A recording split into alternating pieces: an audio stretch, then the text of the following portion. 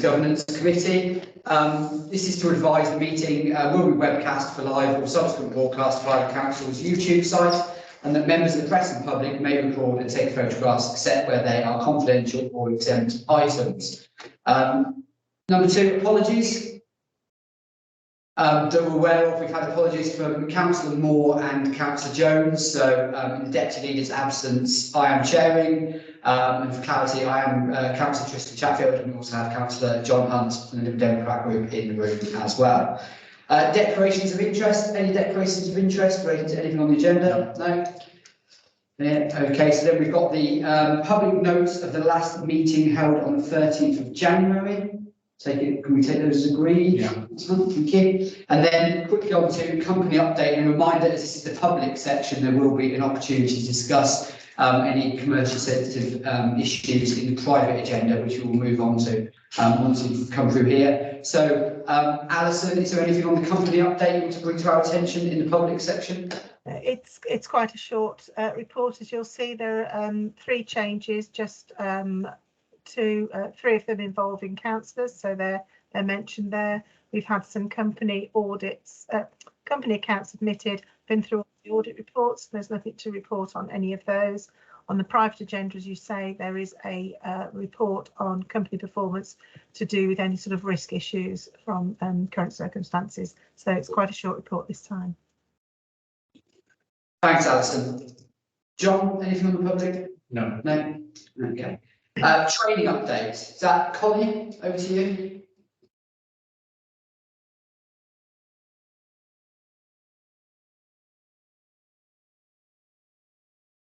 I know that Connie was having difficulty with her microphone. Connie,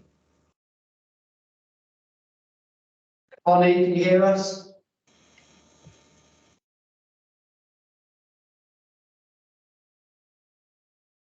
She's typing. Oh, she's typing, okay. Okay.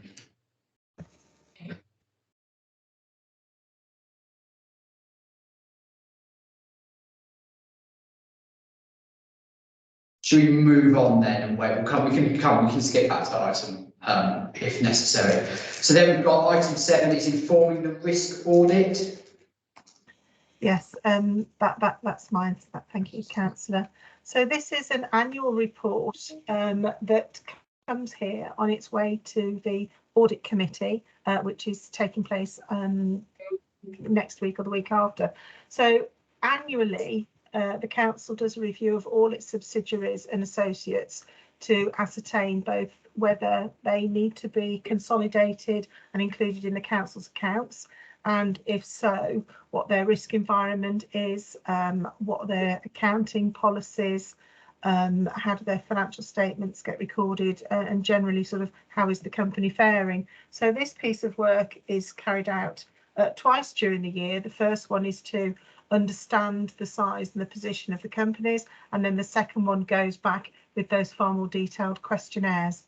Now those questionnaires are produced for you on the private agenda because, as you can appreciate, they contain quite a lot of commercially sensitive information. We do require quite some detailed returns from these companies as we're looking to assess the Council's risk, and also particularly if we are going to consolidate any of these companies, then we need to understand what their accounting policies are, and we need to drill into some of those to ensure that we can align with ours, and if not, that we've got time to do some work in order to prepare for those. So the Audit Committee has the responsibility for signing off the Council's financial statements.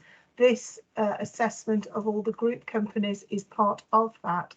So the questionnaires have come here first for you on the private agenda for you to consider, and if there are any issues that you wish to raise on any of the companies reported, if we could do that on the private agenda, and I will either attempt to address those questions in the meeting, I will go back to the companies, and or I can raise any issues in the actual final report that will go to the Audit Committee. I'm just checking, I think it's either on the 20, I've got the 29th in mind, 29th of March, I think it is. Okay, thanks, Alison. So we can keep the detail for the private section. Just one question for me: in the public report, The final item 9, has got them listed out where we've had responses from. Finance Birmingham is in red. Is there for any particular reason? It wasn't ready when these papers first went out, and that was just an administration issue. So that should now have been circulated. But I can check. I can assure you that it came back without any issues, and it's not one that will be consolidated this year. Great, okay. Councillor Hunt, anything on that? No, that's fine, thank you. Okay.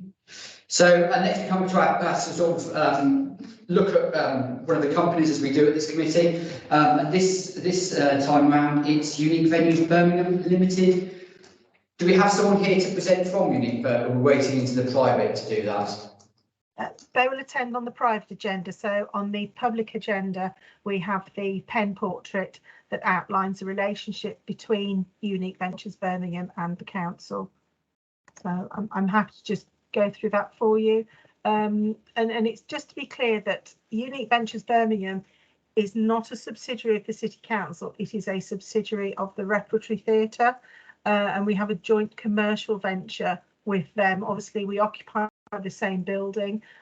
This arrangement came out of the creation and building of the Library of Birmingham. So we work together under a collaboration agreement such that the work that UVB does and operates, and it uses rooms both from the theatre and the library and caters for events and so on, and we both share in those profits. We have 2 directors appointed to the board, and those are Chris Jordan from Neighbourhoods and Guy Oliphant from Council Management. This year that agreement is due for renewal, and so the company's been invited to the meeting just to outline to the committee what it does, what its business plans may be, and to discuss that either contract renewal or do we move to some sort of corporate structure. So it's a discussion for the private agenda. Okay. Anything on that, John? No. Okay, great. Thank you, Alison. So the date and time of the next meeting is Thursday, the 9th of June. Do we have any other urgent business in the public reports? Sorry, Councillor, sorry to interrupt. I've had a text from Connie to say that she's been able to connect by phone so she can participate on the item on training. Yeah, sorry, I overlooked it. Yeah, Connie, thanks for being able to get back in. Training update?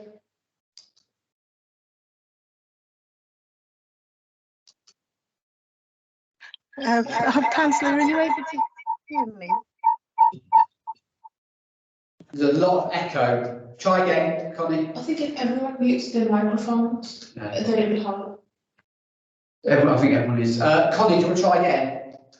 Okay, is that any better, Councillor? Yes, that's much better. Thank you. That's fine.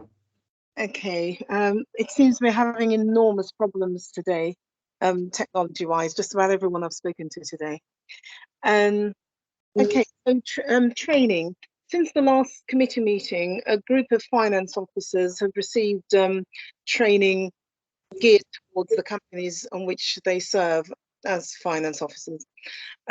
Similarly, a group of members, elected members who sit on boards of some of our arts and culture companies have received training that's tailored particularly to that sector. A couple who were unable to make it will be trained separately. And the benefit of this targeted training was really the ability to highlight particular areas of risk associated with that sector. So, for example, we were able to drill down into hospitality, for instance, in that area, making sure that people were cited on how easy it is to become rather conflicted when expensive entry tickets are given for particular things, for instance. So there'll be more targeted training being rolled out as time goes on.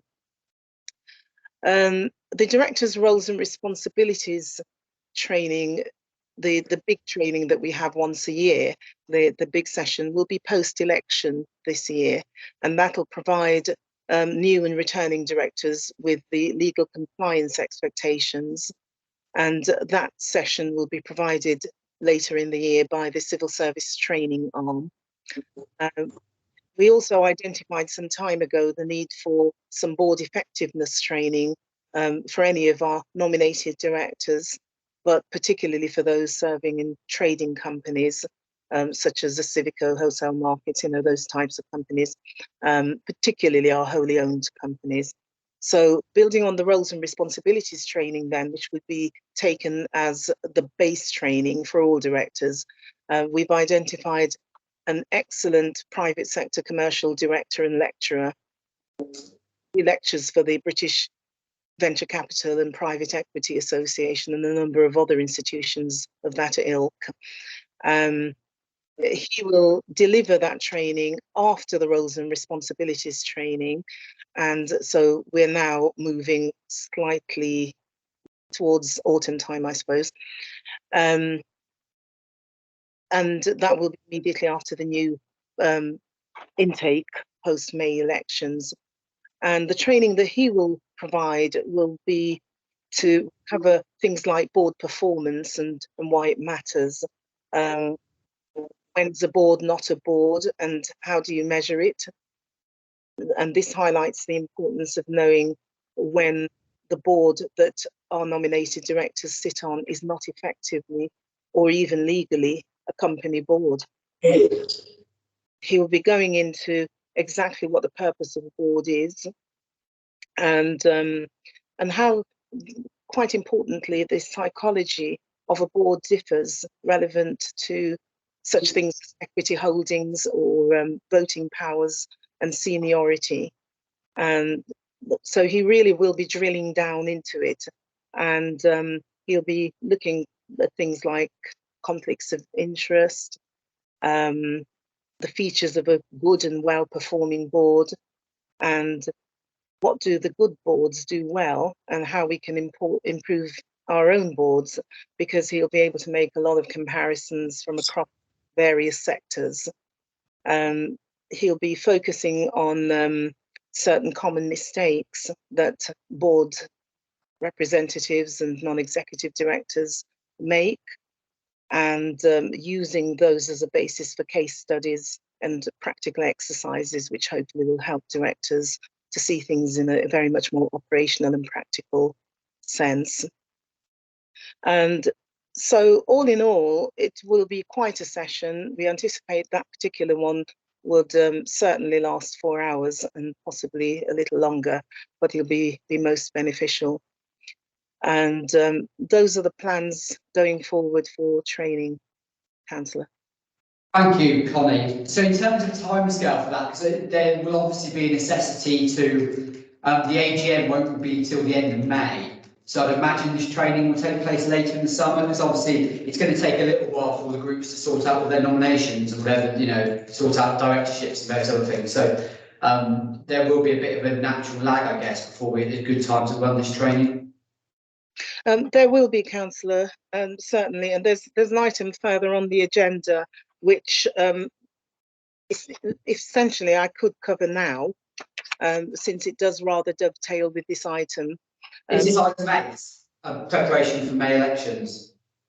Yes. Yeah, well, yeah, let's take that now then, yeah. So we're in the process of preparing a couple of questionnaires that are aimed at the companies and the prospective directors, respectively. The first questionnaire would try to identify what companies feel they need from a director, and the second is what the proposed director could bring to that company or bring to that role. It's a little bit of a missing link from the way we've done things previously, or at least it formalises the way we've done them. The two won't always match, so the companies may well want from a director something that we can't provide, and the aim of putting directors on companies, nominated directors, is not necessarily that they fill all of the company's skills gaps, but that they do add and bring some value to those companies. So these couple of questionnaires then will tease out what company wants, or at least their wish list, and it will tease out what a prospective director might be able to bring. We will then get the companies asked to the group secretaries, and the group secretaries will complete or assist the prospective directors in completing the directors' half of this equation. And hopefully when we manage to marry these two things up, what we ought to get are prospective directors who have an understanding of what's going to be expected of them, and companies will know what they're getting. And as I've said, it won't always be the case that these things will marry up exactly, but it will hopefully be better than the current system where people, members, officers end up in companies without anything like a clear idea as to what's going to be expected of them. Yeah, I think that whilst that is important, I think you're right that there will be a gap between what companies are looking for and the skill sets that we have, because it's worth bearing in mind that even if we do have counsellors with those skills, there's an awful lot of pressures for their roles, so they may well be diverted elsewhere rather than to that specific company. So I think managing expectations might be quite important here in terms of what the companies are expecting. Indeed, I completely agree, and certainly we're very much focused on that. That the ask of the company and what we're able to provide may well not match at all. So expectations will definitely have to be managed, and that'll be made clear to the companies when we do ask. That we simply want to know in broad terms what type of person you might be looking for, but in the end, they will get what we're able to provide.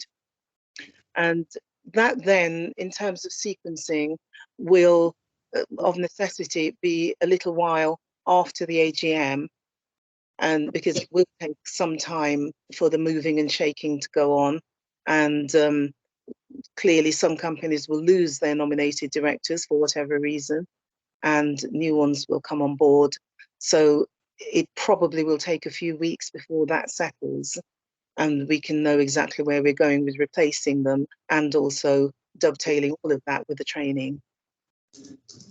Connie, what's the process for members who are standing down? Do they need to resign themselves from director positions, or does the council do it for them?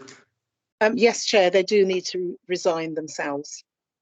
Okay, asking for entirely selfish reasons. John, is there anything you want to pick up on this? Yeah, just about the training, just a thought. What Councillor Chatfield said about having the training after the appointments are made, I think is important. But I do wonder whether there's an opportunity to offer training on a voluntary basis earlier in the cycle, when people are fresh after the elections, and maybe on the basis of would you consider being a company director, find out about it, if that's not too much of a waste of resources. During May, after the elections, people tend to be quite fresh and thinking about their role, and maybe an opportunity to actually help people to focus on what they might be doing. Councillor, I'm struggling to hear, and I think it's just the reception over my my phone. But Trying to find the mic. Where's the mic? Is on top of it. I can put it in the chat what you've written, what you said. So what I said was there might be some scope in offering the training on a voluntary basis in May before the appointments are made, on the basis of could you be a company director, find out about it, because that's a time when people are quite fresh and thinking about their roles on the council. It would have to go alongside, if you like, more compulsory training later, so it might be not a good use of resources, but it certainly be a time to, it certainly is a good time to engage with councillors. I think I just about managed to get that, councillor. And if what you're saying is that perhaps offer some training on a voluntary basis for those who might want to acquaint themselves with the roles and responsibilities of a director ahead of being selected or nominated for a post, is that right? That's correct, yes. There's no reason at all, councillor, why we wouldn't be able to accommodate small groups of individuals who might want, and it's actually not a bad idea at all, that it will give them some idea as to what possibly might be involved and would help them to make an informed choice come May.